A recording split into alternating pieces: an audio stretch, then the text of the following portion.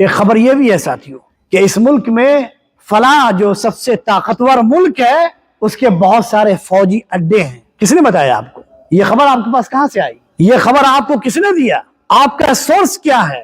کیسے یہ بات پتہ چلی کہ اس ملک میں فلاں جو سب سے طاقتور ملک ہے اس کے فوجی اڈے ہیں؟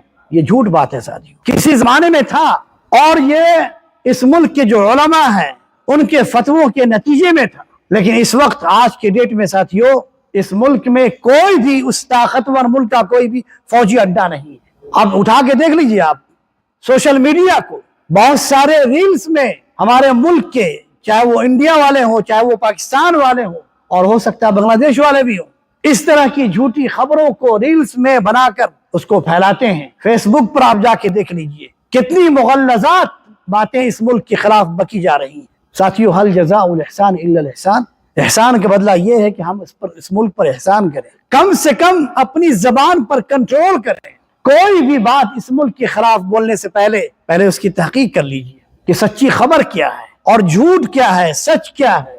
آپ میں سے بہت سارے لوگ فیس بک استعمال کرتے ہوں گے اور جو ریلز، جو چھوٹی چھوٹی جو کلپس آتی ہیں اس کو اٹھا کر دیکھ لیجئے ساتھیو۔ آپ ہزاروں کلپس ساتھیو ایسے، ہزاروں ریلز ایسے ہیں جس میں اس ملک کے خلاف مغلظات بکا جا رہا ہے، ایسی باتیں منسوب کی جا رہی ہیں اس ملک کے حوالے سے، فلسطین کے حوالے سے اور دیگر ممالک کے حوالے سے، جس کی کوئی بھی سچائی ساتھیو نہیں ہے، کوئی بھی بات سچ نہیں ہے ساتھیو، سب ساری جھوٹی باتیں۔ اس لیے ہمیں چاہیے کہ اس ملک کے خلاف کوئی بھی پروپیگنڈا کرنے سے پہلے یا اسے نشر کرنے سے پہلے، اسے شیئر کرنے سے پہلے تحقیق کر لیں۔ اللہ سبحانہ وتعالی نے ہمیں یہ ادب سکھایا ہے کہ اگر آپ کے پاس کوئی فاسق شخص خبر لے کر آتا ہو، اس طرح کی خبریں پھیلانے والے دو طرح کے لوگ ہیں ساتھی، ایک تو فاسق ہے اور ایک وہ لوگ ہیں جو جاہل ہیں، جنہیں پتہ ہی نہیں، اپنے ملک میں بیٹھ کر دوسرے ملک اور اس کے حکمراں کے خلاف پروپیگنڈا کرتے ہیں، صرف کس لیے ساتھیوں؟ تاکہ ان کے ویورز بڑھ